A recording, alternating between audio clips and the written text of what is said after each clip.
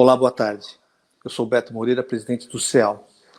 Amigos, essa live é para ajudar, para poder esclarecer muitas dúvidas que o nosso setor tem passado, tem dúvidas e precisam ser respondidas.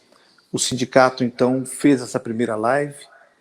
Vocês entendam, a gente não tem esse costume de fazer lives, mas vai ser uma constante agora no nosso negócio. Essa live vai ser feita para o principal foco, é ajudar o judicionado do Grande ABC, no setor de hospedagem e alimentação. O sindicato sempre incansável em ajudar, em socorrer os nossos sócios judicionados. Vocês falaram agora, vocês terão a live agora com o Dr. João Manuel Pinto Neto e a doutora Denise Tonelotto. Muito obrigado e boa tarde.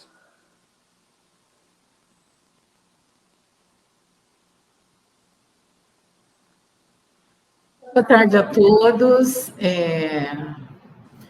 Como presidente do CEAL já disse, meu nome é Denise Tonelotto e nós vamos fazer essa live para vocês no intuito de prestar um socorro aos empresários nesse momento tão difícil de pandemia que a gente vem enfrentando, onde todas as alternativas jurídicas que nós conseguirmos encontrar para vocês vão ser alternativas válidas, né? E eu acho que não há uma outra palavra que possa definir melhor esse momento do que realmente uma necessidade de socorro por parte dos empresários, não só do ABC, mas do Brasil inteiro, né? O mundo está pedindo socorro. Então, nós escolhemos alguns assuntos baseados em questionamentos que os associados do sindicato têm feito. O CEAL é um sindicato de empresas de hospedagem e alimentação do Grande ABC. Ele representa todos os estabelecimentos de hotéis, bares, restaurantes e similares. É um sindicato que foi fundado em 1942 e, com maestria, vem conduzindo a questão das soluções empresariais aqui nas 7 cidades do ABC. Mas o que nós vamos falar, eu e meu colega, Dr. João Manuel Pinto Neto, é sobre o aspecto trabalhista durante a pandemia. Tantos são os questionamentos que a gente tem respondido durante esses nossos plantões jurídicos, os nossos atendimentos por WhatsApp, etc., que nós criamos aí um pool de perguntas que a gente vai tentar responder para vocês, lembrando que nós não temos a pretensão de esgotar o assunto, mas de trazer para vocês aquilo que a gente enxerga como uma definição para que vocês entendam melhor, ou uma possível solução que vocês podem adotar aí na empresa de vocês, né? Eu começo com um assunto que vem sendo discutido muito desde março, quando começou a pandemia, né, que já inaugura um ano, que é a questão da força maior. Muito se ouve falar de com força maior pode, se não for força maior não pode. Então, primeiro a gente precisa entender, dentro desse contexto, o que é força maior, né? No aspecto trabalhista, a força maior, ela é todo acontecimento inevitável em relação à vontade do empregador. E aí você vai me dizer, nossa, a pandemia realmente é um acontecimento inevitável, o empregador ele não tem nenhuma ingerência sobre tudo que está acontecendo, é um abre e fecha, é um deixa trabalhar, é um para de trabalhar, que as pessoas já não sabem mais o que fazer, a gente não consegue nem acompanhar a rapidez com que os decretos de determinação de encerramento e restrição de atividade acontecem. Então, força maior é um acontecimento inevitável. E a ocorrência de força maior, pelo artigo 501, parágrafo 2º da CLT, é aquela que vai afetar a situação econômica e financeira da empresa. Então, nós temos 3 elementos aí para analisar, né? A força maior, ela se verifica, nesse caso de pandemia, era um acontecimento inevitável? Era. Afetou a situação econômica e financeira da empresa? Sim, afetou. Então, a princípio, como regra geral, a gente tem que a pandemia, sim, é uma força maior. Não sei se vocês já ouviram falar muito já, claro, no fato do príncipe também, que é uma espécie de força maior que está prevista no artigo 486 da CLT, que estabelece que em caso de paralisação temporária ou definitiva do trabalho, motivada por um ato de autoridade municipal, estadual ou federal, prevalecerá o pagamento da indenização que ficaria a cargo do governo responsável. Então, muita gente questionou, mas é possível a gente transferir para o governo o ônus de tudo que a gente vem pagando? Bom, a princípio, sim, né? Mas nós estamos falando de uma pandemia de novo, de algo imprevisto, de algo que nunca se viveu antes. Então, cabe aí a interpretação ao Poder Judiciário, né? O enquadramento de força maior, e também se nós podemos utilizar ou não a teoria do fato do príncipe. Em tese, essa teoria, ela nos exoneraria de pagar a multa prevista no fundo de garantia, né? Iria transferir aí para os poderes públicos, né, o pagamento desta responsabilidade da multa fundiária.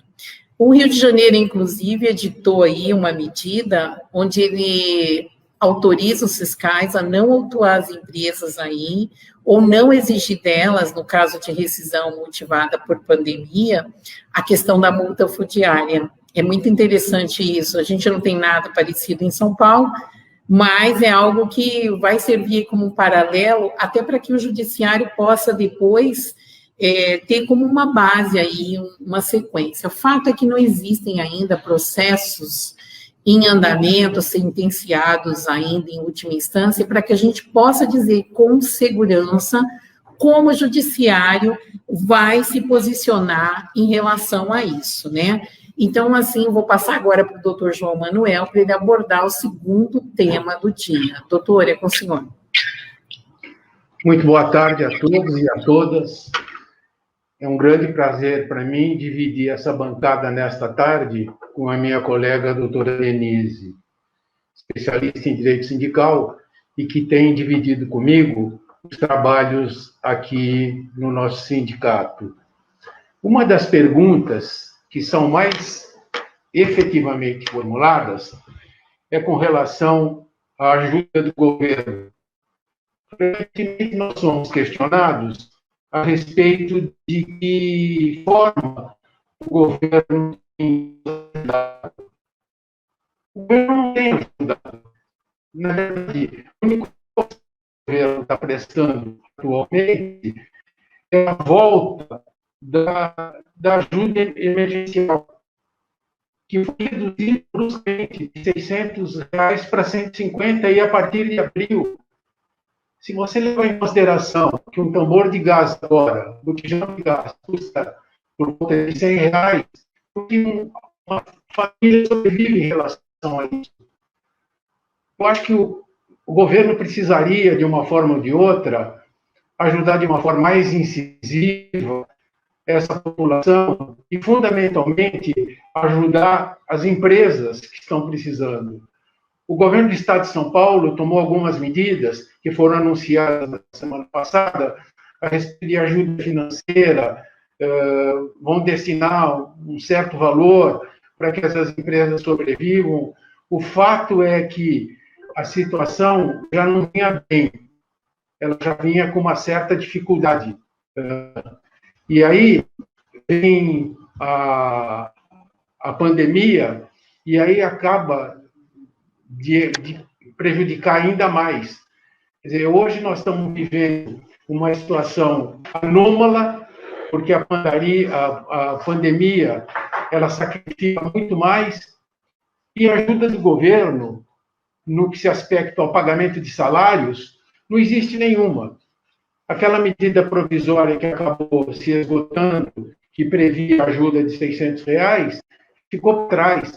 E o governo vem ensaiando que ele vai editar uma nova medida provisória no sentido de reestabelecer a redução de jornada e com a possibilidade de uma ajuda financeira. Mas, por enquanto, o que a gente tem de real é essa ajuda que é insuficiente. ajuda que vai começar a ser paga a partir do mês de abril. É urgente que o governo resolva esse problema. Não é possível esse pessoal que está no nível de miséria sobreviver com uma ajuda tão baixa dessa. O que se precisa fazer, na verdade, é olhar esse problema de uma forma mais globalizada. Você precisa ajudar as empresas para que elas sobrevivam. E hoje, é aquilo que a doutora falou, cada dia tem uma norma diferente, cada prefeitura age de uma forma diferente, eles não se entendem entre si, e isso cria um transtorno danado, porque o empresário ele fica sem saber que atitudes ele deve tomar. E o negócio deles é urgente. Às vezes, uma família depende de um negócio, e hoje não pode vender, está fechado, tem que trabalhar com delivery, ou então com entrega. É muito complicado. Resumindo, essa questão é que não há, por enquanto, nenhuma medida governamental no que diz respeito a pagamento de salário nos moldes em que a medida provisória anterior, quando foi criada, que permitia, né, a redução de salário e a suspensão dos contratos de trabalho. Hoje, isso não existe e, nesse aspecto, não há o que fazer. O que se espera é que o governo, sensibilizado com essa situação toda, resolva reeditar uma medida provisória no sentido de permitir um certo alívio para os empresários. E hoje a gente percebe que esse alívio, lamentavelmente, ele não tem vindo. Volto a palavra com a doutora Denise. Muito bem. Bom, o doutor falou, né, que infelizmente nós vimos aguardamos por muito tempo que viesse uma medida provisória, todo dia prometida, mas não chegou.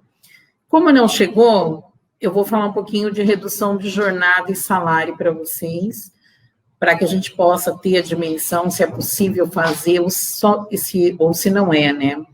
Nós temos o artigo 503 da CLT, que ele diz, é lícito em caso de força maior, olha de novo a gente falando da força maior, né? Ou de prejuízos devidamente comprovados, então não resta dúvida que nós estamos aí com prejuízos devidamente comprovados, a redução geral dos salários dos empregados da empresa proporcionalmente ao salário de cada um, não podendo, entretanto, ser superior a 25%, respeitado o salário mínimo da região. Muito bem. O que esse artigo diz para nós? Ele diz que é permitido, sim, a redução de jornada e de salário, e que isso não pode ser superior a 25% do salário do colaborador. Acabou a força maior, acabaram os efeitos da força maior, a empresa restabelece o colaborador ao salário que ele já ganhava anteriormente, com os devidos acréscimos, se teve alguma convenção coletiva, alguma coisa no meio do caminho. Então, veja bem, como que eu posso fazer essa redução de jornada e de salário? Você pode fazer, a princípio, através de um acordo com o sindicato da categoria, isso eu estou falando para o Brasil inteiro, não só para a ABC. Através de um acordo com o sindicato da categoria, você pode pactuar a redução de jornada e de salário. Isso sem a medida provisória, tá?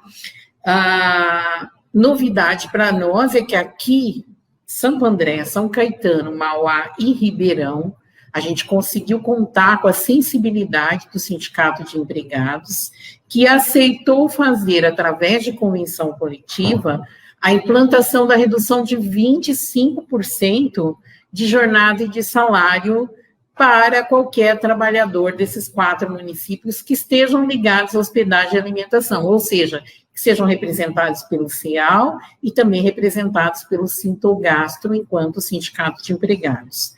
Para os municípios de São Bernardo, Diadema e Rio Grande da Serra, nós ainda não temos esse aditamento à convenção, estamos aí buscando, né, conseguir esse aditamento para que a gente possa proteger as empresas nesse momento de tanta dificuldade, porque quando o estabelecimento tem uma determinação de fechamento, a primeira coisa que o empregador pensa, o que eu vou fazer com os meus colaboradores?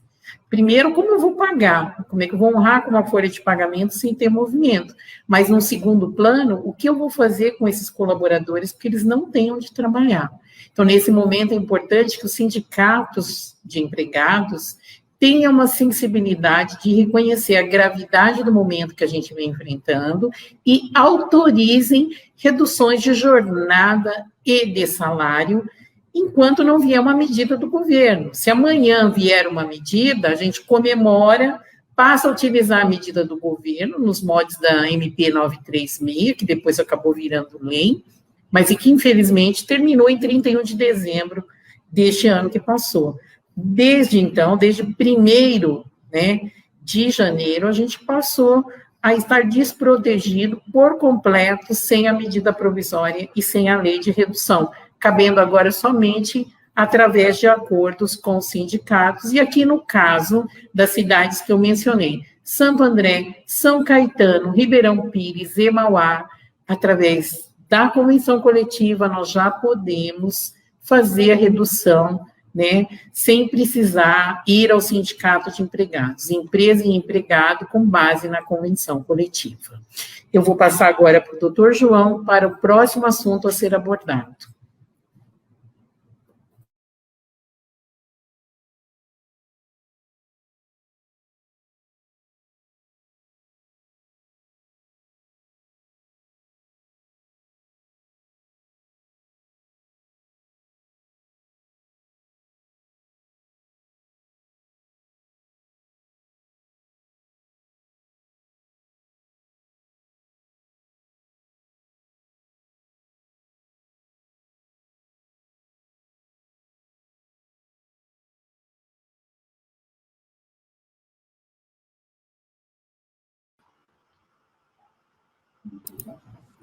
Pessoal, só um minutinho, que estão tentando restabelecer o áudio do Dr. João.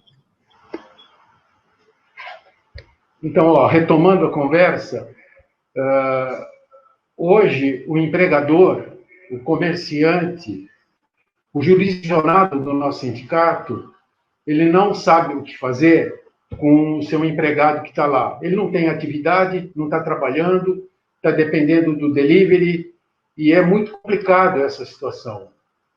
E aí, a CLT, no artigo 133, inciso 2º, ela tem uma saída, que é a famosa licença remunerada.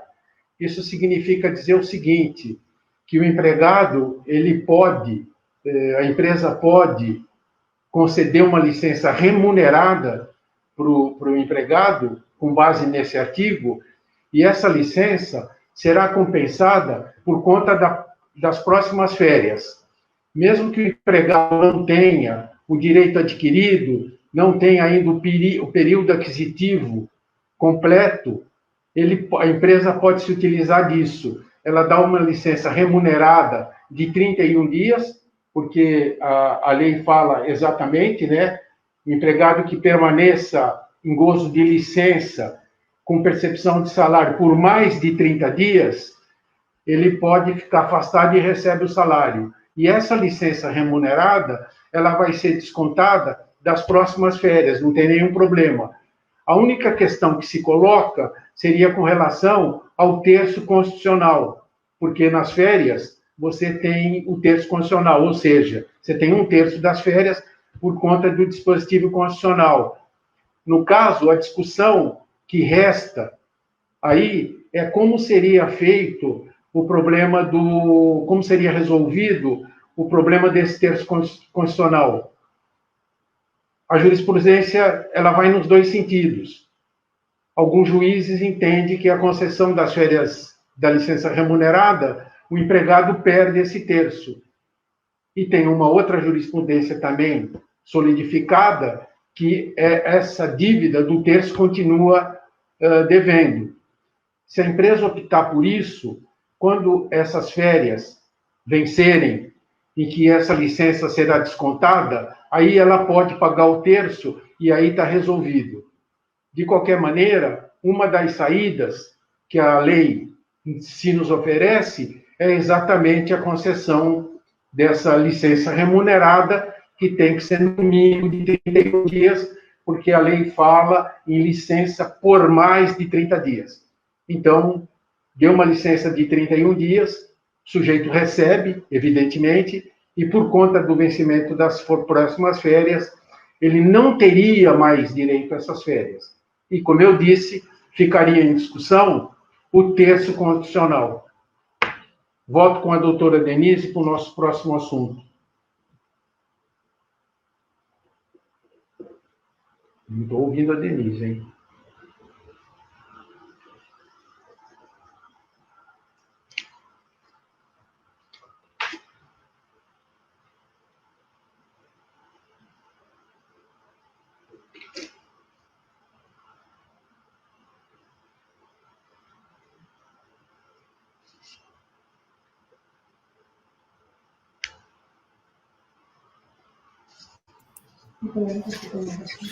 Eu estava no mudo até agora.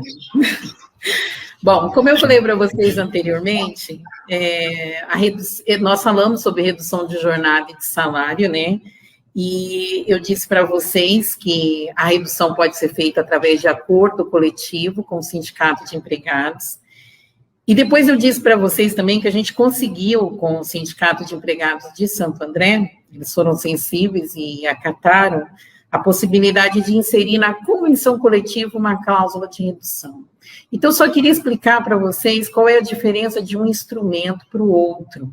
A convenção coletiva ela é negociada entre sindicato patronal e sindicato de empregados, né? Ela tem a finalidade de traçar uma norma para toda a coletividade de empregados e empregadores albergados por aquela categoria. No nosso caso aqui, hospedagem e alimentação. Então, a convenção coletiva, ela atinge a todos, desde o pequeno barzinho ao grande restaurante, ao grande hotel, ao pequeno hotel, à pousada, ao bar grande, pequeno, não importa. Todos estão atingidos e estão obrigados a cumprir a cláusula da convenção. O acordo coletivo, ele faz lei entre aquela empresa que firmou o acordo coletivo com o sindicato de empregados. Então, às vezes é comum um acordo coletivo onde a empresa substitua uma cláusula, né? Por exemplo, a refeição que ela forneceria, ela substitui por uma cesta básica. Então, há um consenso entre os empregados que aquele benefício é melhor. Para que a gente entenda, então, só a diferença entre um instrumento e outro, até porque atualmente nós temos aí um princípio que o negociado se sobrepõe ao legislado. Isso quer dizer o quê? Que o que está na convenção coletiva, o que está no acordo coletivo, em muitos casos vai se sobrepor ao simples texto da lei, tá? É muito importante que a gente conheça esses instrumentos, saiba da força e da obrigatoriedade de cumpri-los, né? E se não puder cumprir, nós temos na convenção coletiva uma cláusula que permite que a empresa em dificuldade econômica procure os sindicatos para tentar aí minimizar os impactos também desse prejuízo, dessa situação que ela vem enfrentando. Então, esse era este assunto próximo.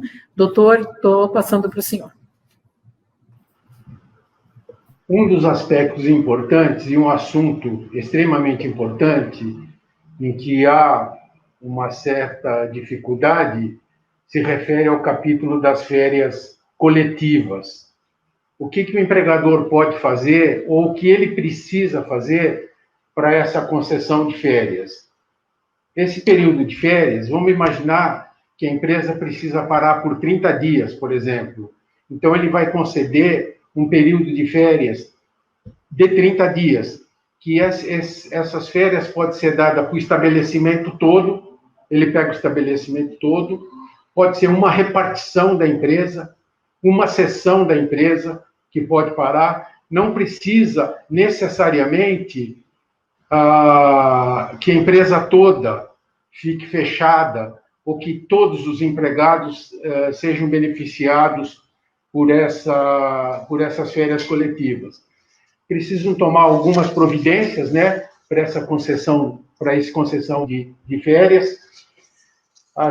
Diferentemente da CLT, que você deve informar o empregado com 30 dias de antecedência de que ele vai entrar em gozo de férias, e o pagamento deve ser feito 2 dias antes do início das férias, nas férias coletivas, o comunicado deve ser de 15 dias, e esse comunicado deve ser encaminhado à Delegacia do Trabalho, né, à Superintendência Regional do Trabalho, e ao sindicato que representa os empregados. Esses são os procedimentos legais que as empresas devem obedecer na concessão de férias coletivas. A grande pergunta que remanesce é com relação com quem ainda não tem período aquisitivo completo.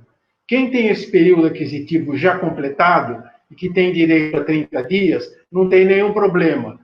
Para quem não tem um tempo que ainda demanda conseguir chegar no período aquisitivo, a conta é a seguinte: para cada mês trabalhado, você considera 2 dias e meio de férias, certo? Então, o sujeito que trabalhou 2 meses, ele teria direito a 5 dias de férias, e assim sucessivamente.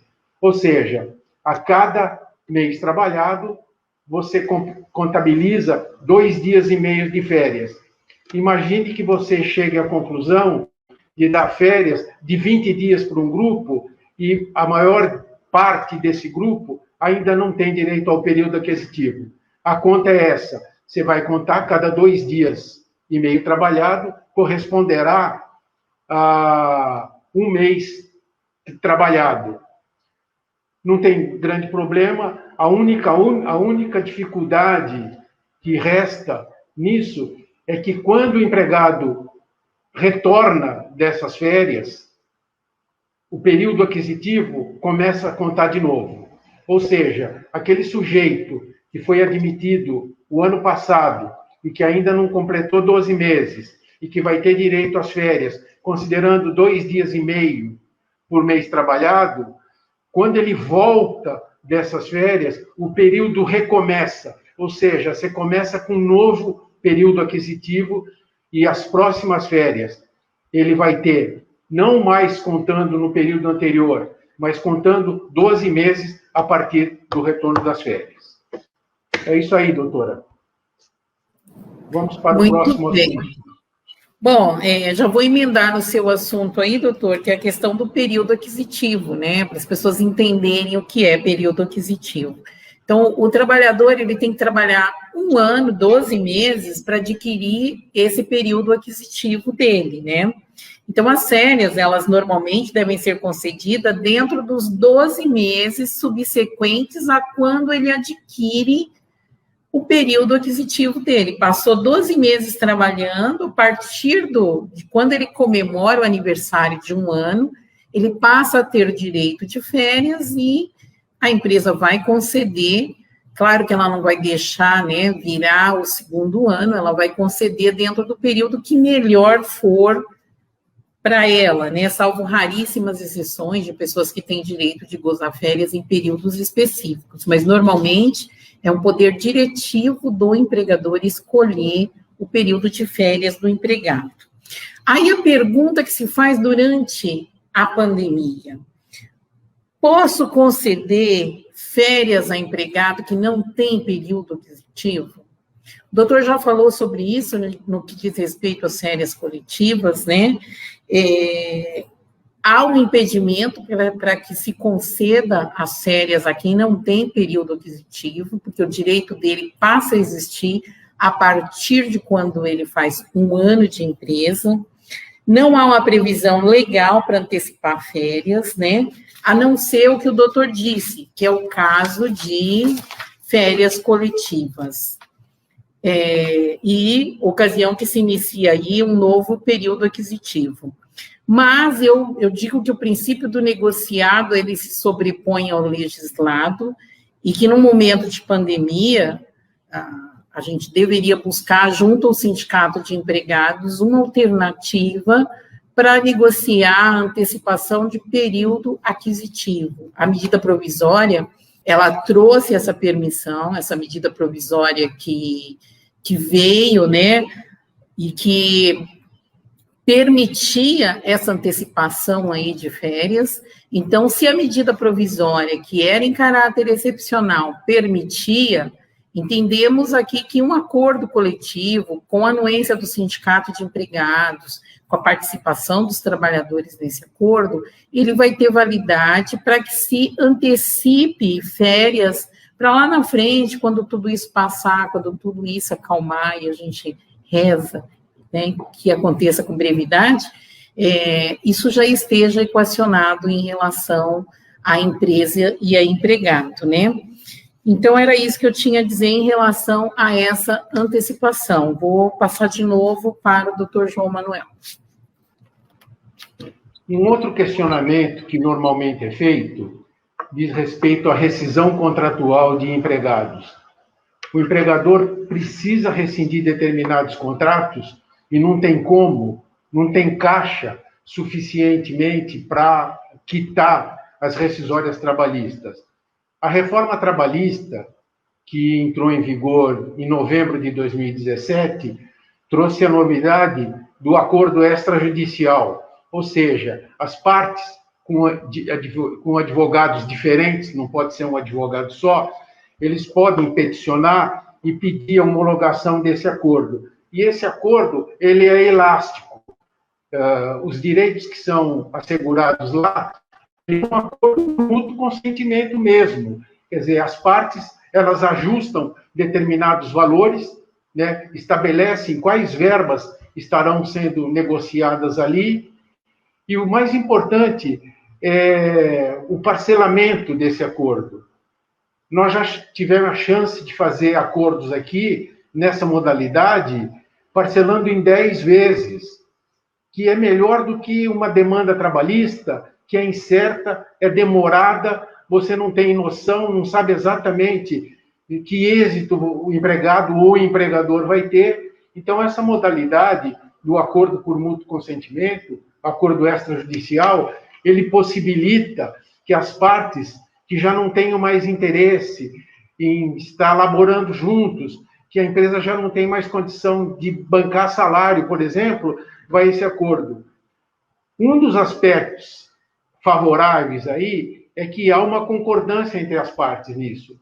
Antigamente era muito comum a gente ouvir falar daquele acordo negociado, aquela famosa casadinha. Ou seja, o empregador não podia, na rescisão contratual, quitar todas as verbas, por exigência, evidentemente, dos sindicatos, e restava aquela ação casadinha. Ou seja, o empregado pega um advogado, entra com uma ação trabalhista e as partes fazem um acordo nos autos de um processo trabalhista. Isso é ilegal, não pode ser feito. Se eventualmente um juiz trabalhista perceber que existe uma litigância desse jeito, ele acaba penalizando as partes serão envolvidas através de um inquérito na Polícia Federal e os advogados serão submetidos à Comissão de Ética da Ordem dos Advogados do Brasil. Então, esse acordo extrajudicial, ele acabou legalizando uma prática que era comum, que era os sujeitos se entenderem, e para evitar a reclamação trabalhista, eles faziam na Justiça do Trabalho. E a Justiça do Trabalho funcionava como um órgão homologador. A gente não pode perder a noção que há muito tempo o termo de rescisão contratual quitava todas as verbas que estavam apontadas lá. Imagine a situação que um sujeito tinha direito a 250 horas extras, por exemplo. Na quitação, a empresa pagava 10 e quitava o título. Depois de uns anos, já há muitos anos, o que ficou quitado são as verbas que estão apontadas ali.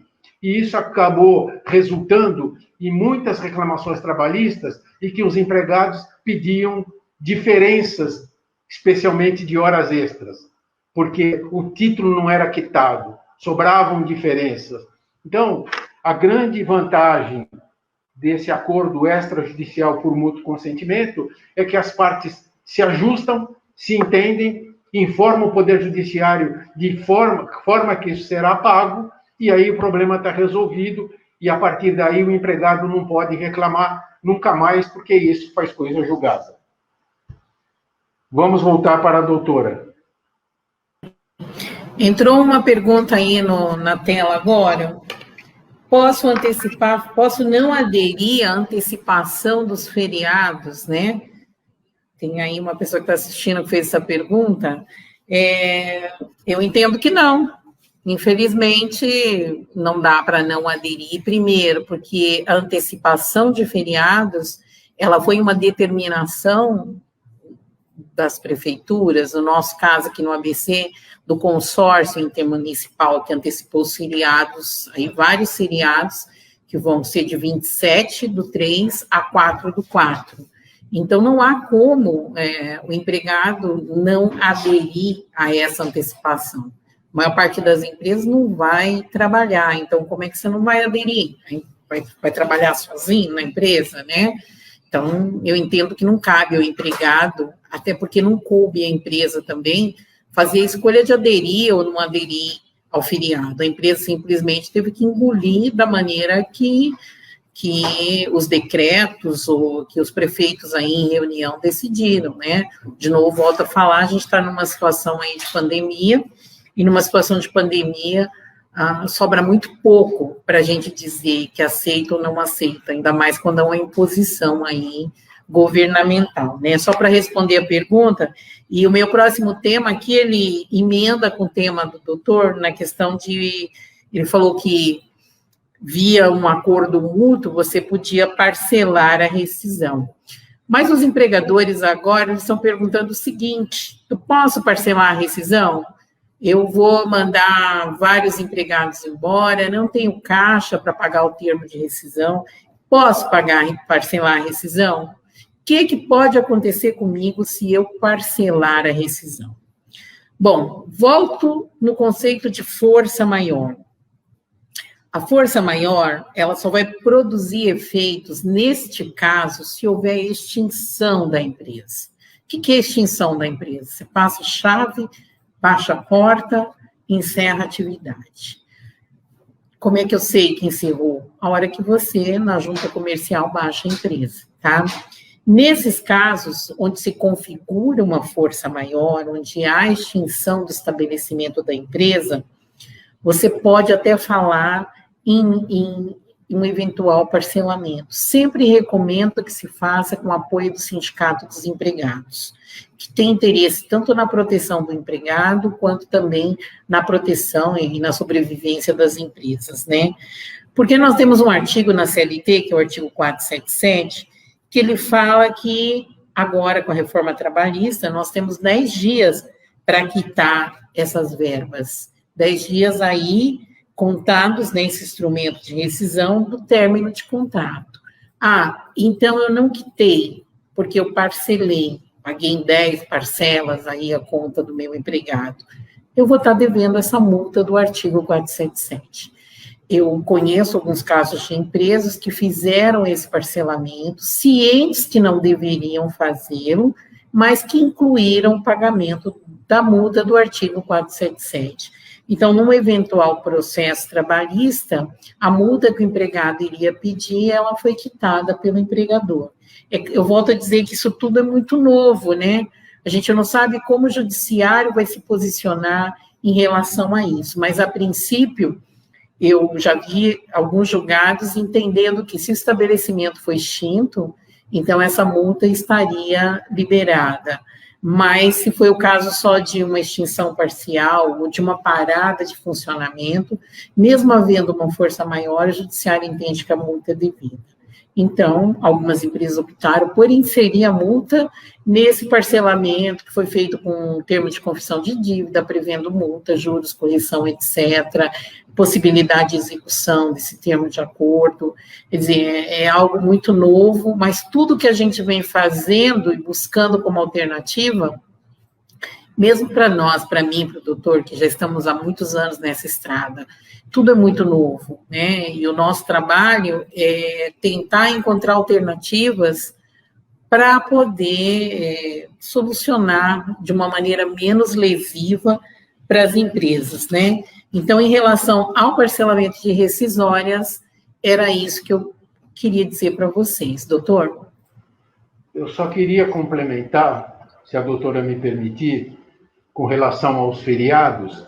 Existe um dispositivo na lei, é o artigo 611-A, que também veio com a reforma trabalhista, o inciso 11, que ele permite a troca de feriados.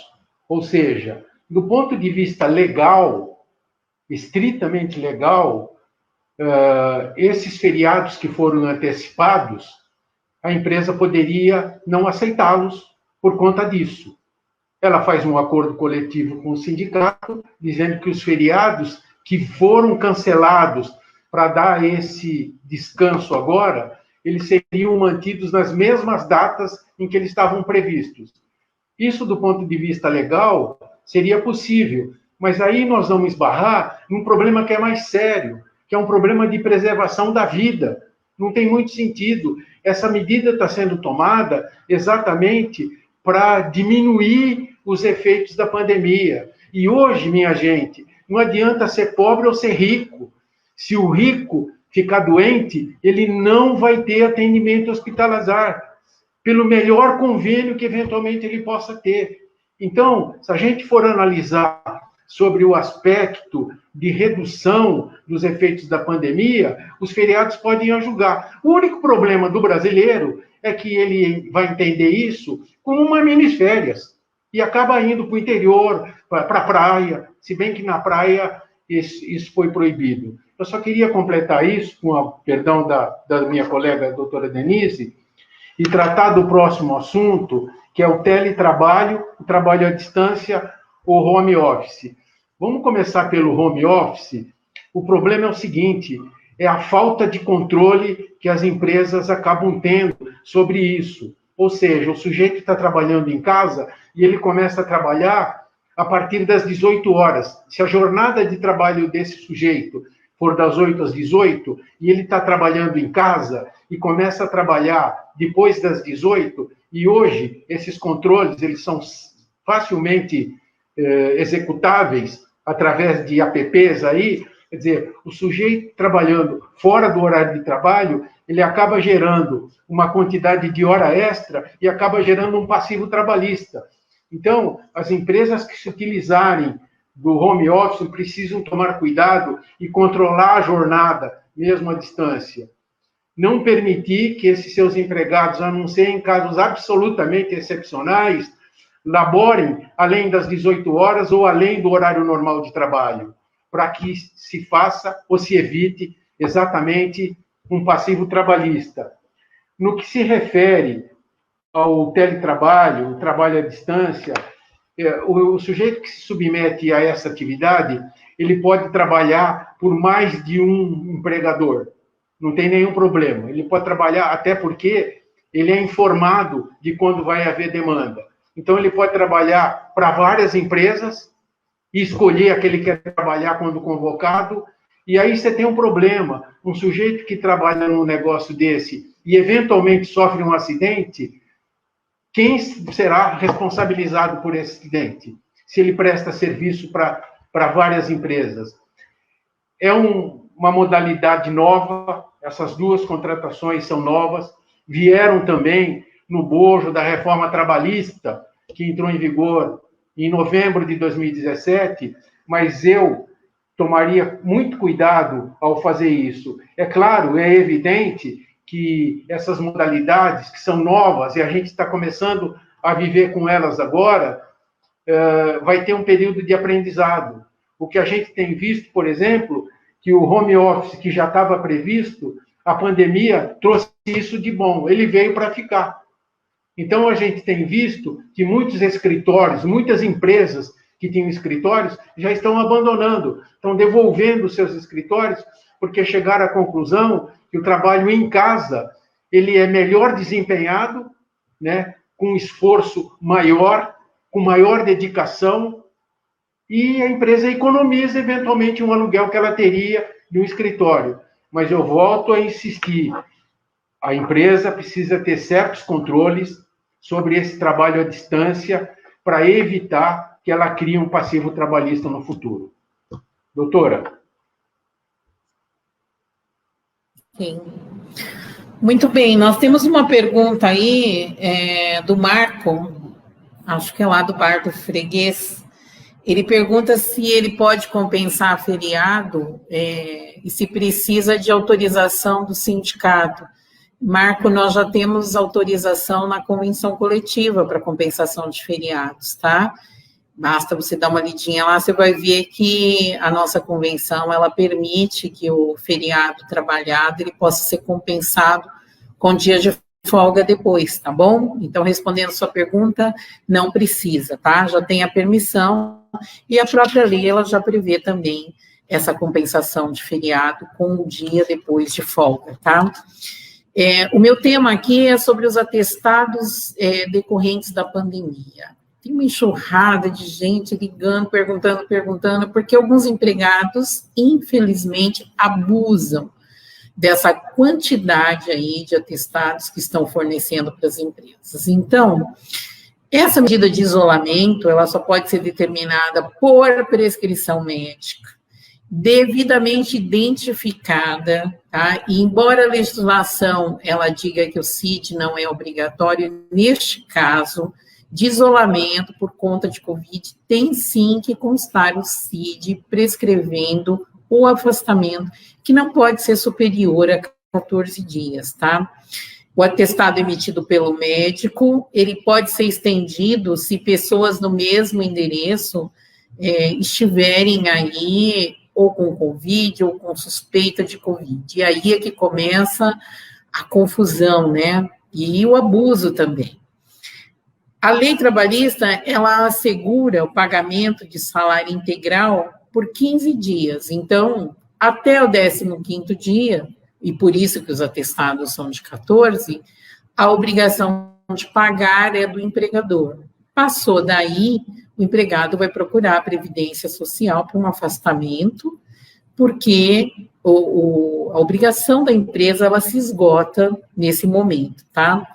Tem uma portaria conjunta, é a portaria número 20 de 2020, ela é do Ministério da Economia, da Secretaria Especial de Previdência do Trabalho, que orienta que procedimentos seguir no caso de confirmados ou suspeitos de Covid. Então, a portaria extensa, muito interessante, ela traz no anexo 1 dela, ela permite que os trabalhadores afastados, considerados casos suspeitos, retornem às suas atividades laborais presenciais antes do período determinado de afastamento. Então, isso responde uma pergunta que muita gente faz. Meu empregado se afastou com 14 dias de atestado, aí fez o teste, no 5º dia o teste dele deu negativo. Ele pode voltar? Não, ele não pode, ele deve voltar. Então, essa portaria no anexo 1, ela disciplina exatamente isso. Negativo, ele não tem Covid, então ele tem que voltar a trabalhar, porque não teria sentido a empresa pagar 14 dias se era uma suspeita de Covid, se foi confirmado que ele não estava com Covid, tá? Eu não sou médica, eu não vou discutir detalhes médicos aqui, mas é o que está no anexo 1 dessa portaria, e essa mesma portaria, nesse mesmo anexo 1, fala exatamente que os contratantes que residem com um caso confirmado de Covid também podem ser afastados por atestado médico, tá? Uma outra pergunta que fazem com frequência, a empresa pode exigir teste de Covid? Então, não pode exigir. A não ser que você propicie um teste de Covid conforme recomendações do Ministério, e não específico para um colaborador ou outro, mas específico para uma testagem em massa dos seus colaboradores. Algumas empresas de maior porte têm condição de fazer isso e fazem com frequência, mas individualmente você não pode exigir, tá? Em relação aos atestados por Covid, era isso que eu tinha a dizer, doutor. Olha, o próximo tema a ser abordado é o banco de horas. Que figura é essa do banco de horas? O banco de horas, quando ele foi criado, e já foi criado há muito tempo, ele objetivamente, ele devia regular a demanda em relação à produção. ele funcionava de maneira. A indústria, ela tinha uma demanda reprimida, ou seja, o mercado estava com muito produto, ele estava saturado e a empresa sentia necessidade de parar. Então, criou-se a figura do banco de horas, em que a troca era um dia por outro dia. Ou seja, a empresa dava uma folga de 2 semanas, por exemplo, para o empregado. Quando a demanda voltasse a crescer, essas 2 semanas seriam repostas através de trabalho. Ou seja, era a troca de um dia por outro dia. Com a evolução das demandas trabalhistas, os juízes começaram a aceitar o banco de horas como hora extra. Ou seja, as empresas faziam um banco de horas e essas horas, o crédito e débito, eles iam para uma planilha e, ao invés de trabalhar por conta da demanda, as horas extras eram deixadas de pagar porque isso ia para o banco de horas. O banco de horas, ele só podia ser firmado através de acordo coletivo ou convenção coletiva. Ele não podia ser firmado individualmente. Essa novidade de se fazer bancos de horas através dos próprios empregados de forma individual veio com a reforma trabalhista. A reforma trabalhista, ao abordar o problema do banco de horas, estabeleceu que as empresas poderiam estabelecer critérios de bancos de horas de forma individual. A única diferença é que no banco de horas firmado individualmente, o acerto deve ser feito depois de 6 meses. Ou seja, a empresa vai colocando no banco de horas, no sistema crédito-débito, e depois, ao término de 6 meses, ela fecha a contabilidade e vê se ela está devendo alguma coisa para o empregado. Se estiver devendo, paga essas horas com os acréscimos previstos nos instrumentos normativos. Se ela não estiver devendo, ou seja, se o empregado está devendo, não teve como trabalhar, a empresa, na maioria das vezes, ela acaba abonando. Ela extingue essa obrigatoriedade e o empregado tem o seu banco quitado. Ainda há a possibilidade de fazer o banco de horas por acordo coletivo. Qual que é a diferença? No acordo individual, o acerto deve ser feito depois de 6 meses. E no acordo coletivo, depois de 12 meses.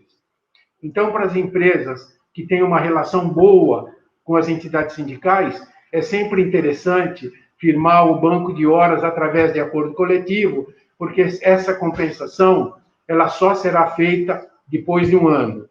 Nós não podemos nos esquecer que a medida provisória que tratou da redução de jornada, afastamento de trabalho, ela possibilitou a feitura de bancos de horas com quitação até 18 meses. Depois, quando terminou isso, teve que voltar. Quem firmou o acordo na vigência da medida provisória pôde firmar acordos de 18 meses. E aí estava tudo legalizado.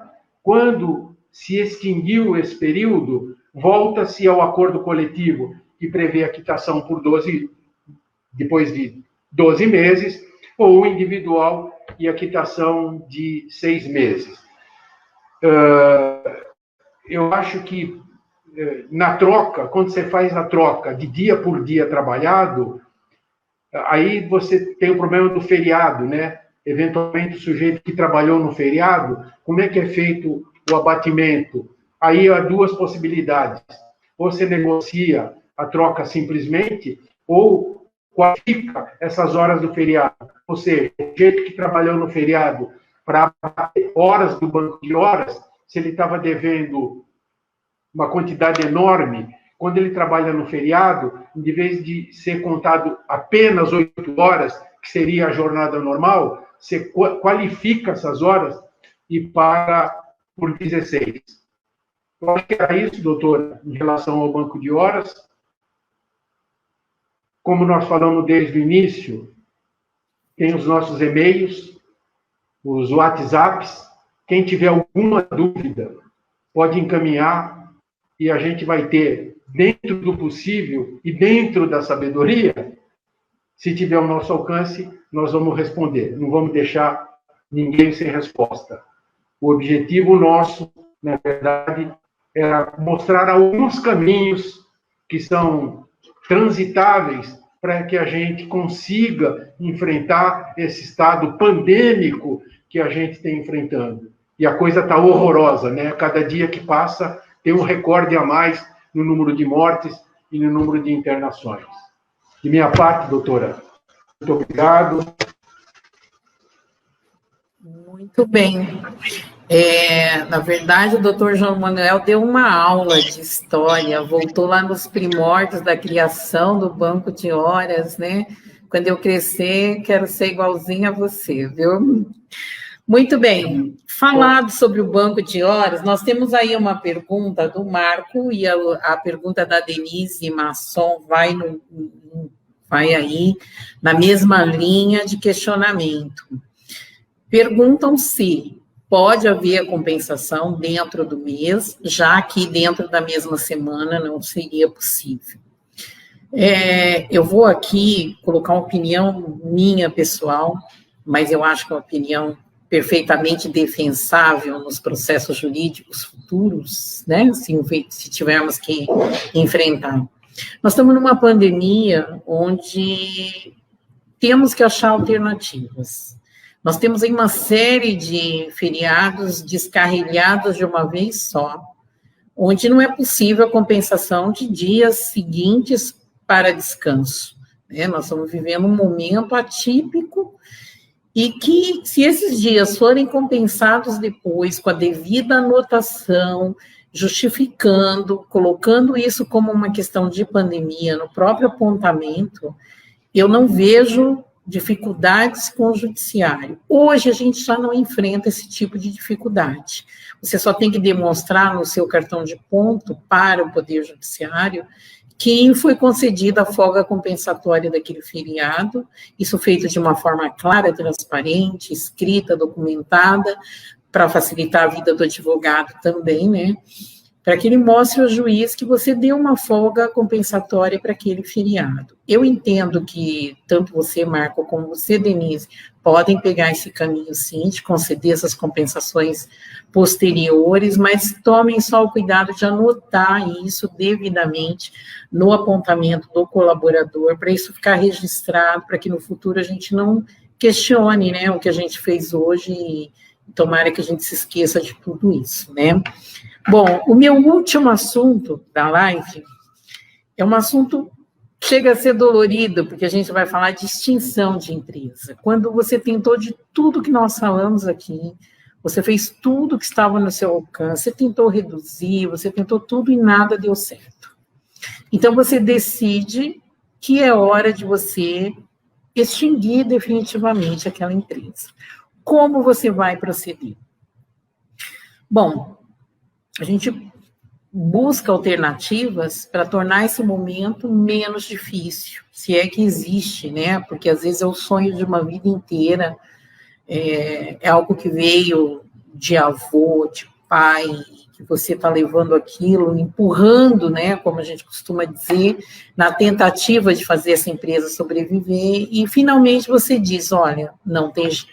Então, na hipótese de ter que encerrar em definitivo suas atividades,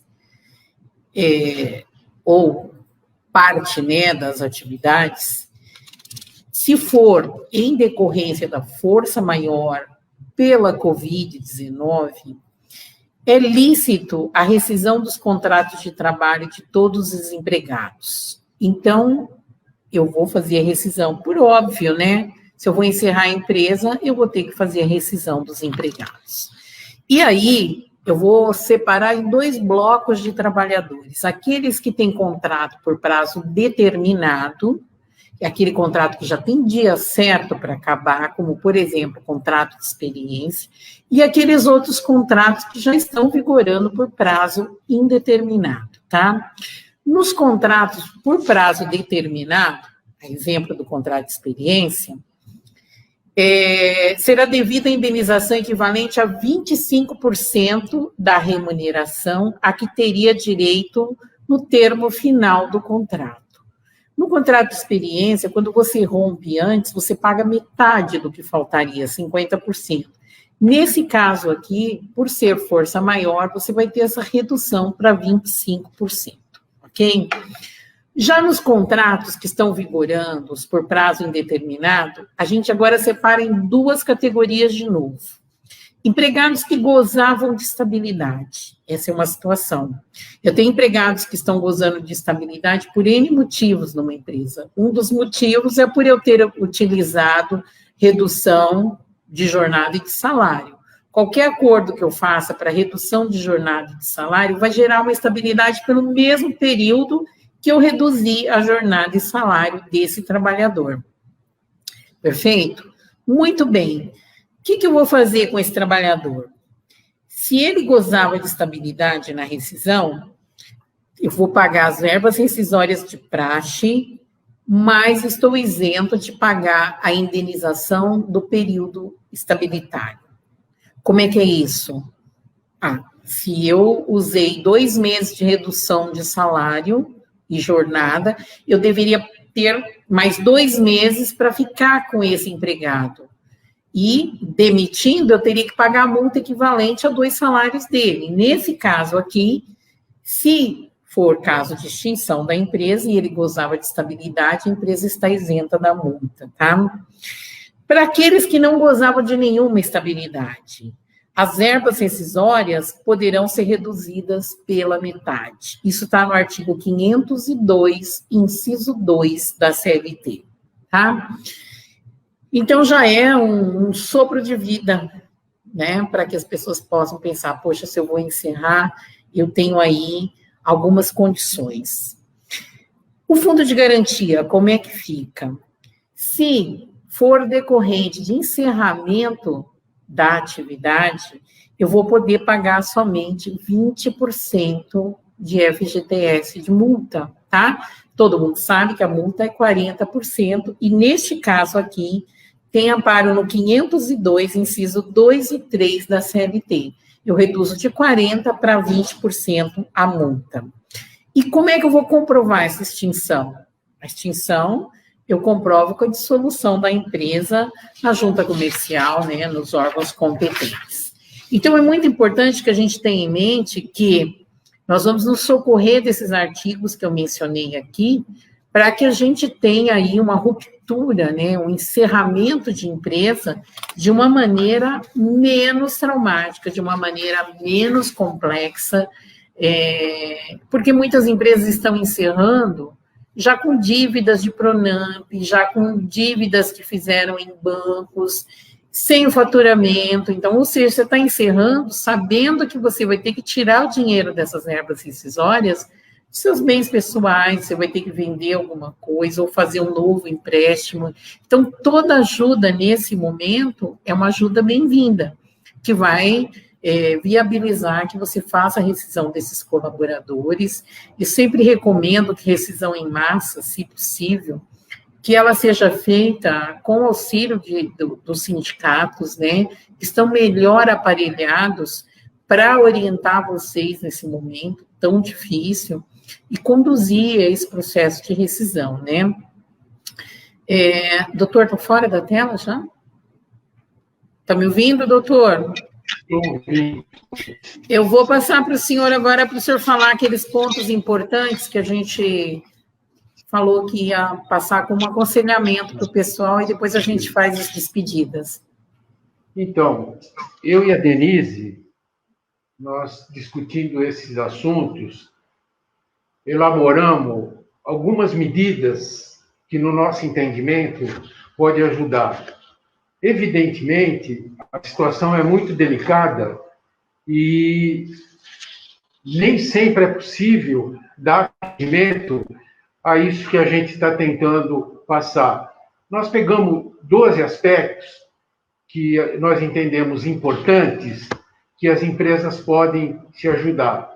E aqui não vai nenhuma pretensão de ser um agitador financeiro ou um consultor financeiro, no sentido de ajudar. Mas a gente tem alguns itens que, se colocados em prática, poderão ajudar muito. O primeiro é o seguinte: tenha um planejamento financeiro. Ter uma reserva financeira é importante, exatamente para se prevenir dos imprevistos. Se você ainda não possui uma reserva financeira, procure pesquisar no mercado, busque fontes de crédito ou microcrédito que eventualmente possam ajudá-lo nisso. Faça uma gestão estratégica de estoque, aquele just in time, né, que eu não manjo muito, mas em que você tem um estoque para atender relativamente bem um determinado período. Dê força ao seu atendimento online. Muitos pequenos comerciantes estão conseguindo sobreviver através desse sistema. É muito importante. Adapta o seu negócio para esse sistema online. Faça e receba pagamentos via digital. Use a tecnologia a seu favor. Implante um serviço de delivery, principalmente nessa situação. Se você ainda não tem, eu acho que está na hora de começar. A qualidade do serviço, isso é muito importante. Fique atento à qualidade do seu serviço. A qualidade não deve diminuir, e é ela que vai alavancar a sua sobrevivência. Reduza os custos, avalie os custos e veja onde eles possam ser reduzidos. Economize recurso, analise suas contas, tente economizar no consumo de água, energia, insumos, etc. Fracione as compras, evite comprar muitas coisas de uma única vez. Negocie o que for necessário. Em caso de dificuldade de caixa, capital de giro, faça negociações com seus fornecedores. Isso a gente sugere para quem pode fazer. Tem gente que não tem a mínima condição de fazer isso. De qualquer maneira, se utilizando disso ou não, o CEAL continua aqui à sua disposição. E o nosso lema é o orgulho de ser do ABC. Nós, definitivamente e energicamente, defendemos todos os interesses do nosso segmento que estão no Grande ABC, nas 7 cidades do Grande ABC. Como eu disse, nós nos sentimos orgulhosos de ser do Grande ABC. De minha parte, muito obrigado pela paciência de vocês terem nos ouvido. E se tiver alguma sugestão para próximos temas, estamos, eu, a Denise, o Beto, que é o presidente da entidade, o resto da diretoria do sindicato, nós estamos à disposição para elaborar novos programas e voltar a discutir com vocês. Muito obrigado a todos pela atenção. Doutora? Bom, pessoal, eu também quero me despedir, agradecer a oportunidade de falar um pouco com vocês. A ideia da live foi realmente atingir um número maior de pessoas e responder os questionamentos que a gente vem todos os dias aqui no CEAL tentando responder. E assim como o doutor, eu também me orgulho muito de ser do ABC, né? Nós somos uma região muito grande, 7 municípios, e de ser do CEAL, de uma diretoria tão coesa, de um presidente que participa, que atua, que briga pela categoria. Nós somos pessoas que não medimos esforços, e isso desde o início da pandemia. Não tem sábado, não tem domingo, não tem madrugada, onde a gente não esteja buscando alternativas para minimizar o sofrimento de uma categoria que foi massacrada durante a pandemia. Essa categoria, pessoal de buffet especialmente, mas é uma categoria que está sofrendo muitos impactos da pandemia. A nossa região é uma região muito grande, muito próspera, mas que foi atingida brutalmente com essa crise. Todos os dias a gente tem que lidar com isso e administrar. Nós temos 9 ações em andamento, mandatos de segurança, todo tipo de tentativa para restabelecer o funcionamento, mas nós estamos diante de algo que é muito maior do que nós.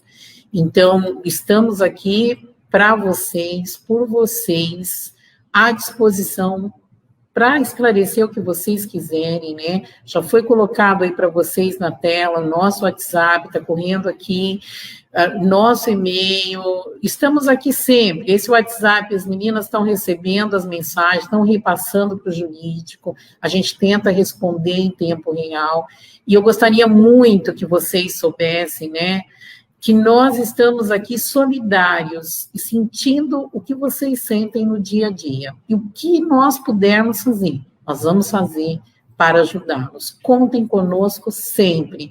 Muito obrigada a todos vocês pela audiência, pela paciência. E voltamos numa outra live aí, se vocês assim desejarem e solicitarem. Forte abraço a todos.